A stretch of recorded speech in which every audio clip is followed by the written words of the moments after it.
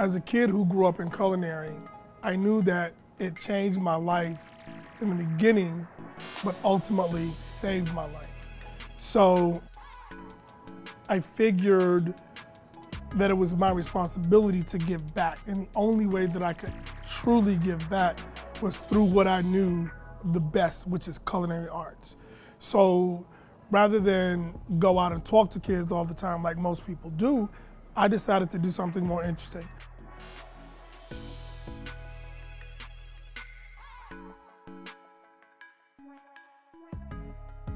The great thing about the Culinary Bootcamp is it can continuously grow. There's so many components you can add to it. We've just really scratched the surface. There's so many things you could do, so many kids you could do it for. So for me, the one thing I know and the best relationship I've had with culinary arts is to share that. The purpose of the Garvin Culinary Bootcamp is to provide a foundation for students that have a passion for culinary arts. These students were selected from throughout DeKalb County School District CTAE culinary programs.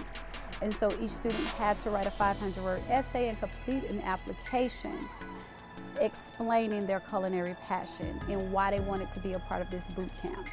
After reading through the numerous essays, we selected our top candidates. And each student that participated this week have shown the reason why they were selected because of their passion and dedication towards culinary arts.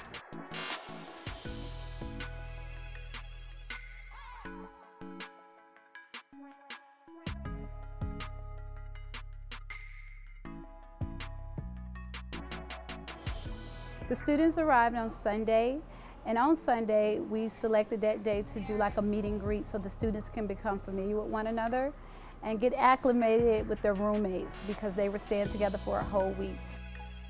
This day the students was dropped off by their parents at the hotel.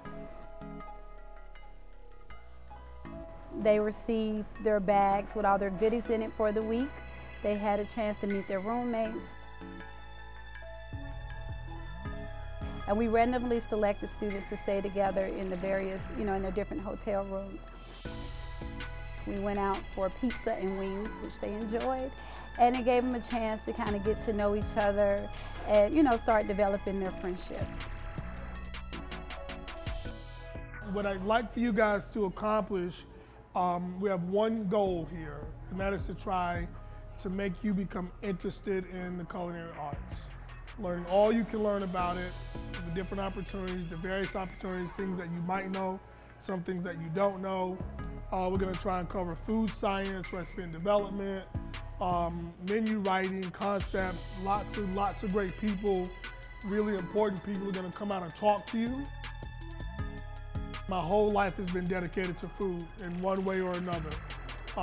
So, I would like for you guys to get to know each other. I have one major rule, and that's respect for each other. And I think we'll have a really great week. We want you guys to feel open. We want you guys to ask as many questions as you want to. Anything that you don't understand, anything that you might need. We want you to feel safe. And we want you to, follow directions so you can really enjoy this week. My main focus when working with students in the classroom, number one is going to be discipline, organization skills, communication, and teamwork. Where's the future? Right here. What you got to do with it? Live without any means necessary. I'm not feeling it. And what are you going to do with it? Live without any means necessary. At the end of the Garvin Culinary Bootcamp, I want one thing to happen, is that they consider going to culinary school. Not to become chefs, but just consider hospitality industry as a career choice. There's so much that we could teach them. We've just got to have the opportunity. But at the end of the day, this is about supporting and changing lives. So we are constantly in need of support because it's expensive, but it's absolutely worth it. And it's really important for us in the culinary community to be supported by people who aren't in the culinary community. We as chefs can't do it without the support of people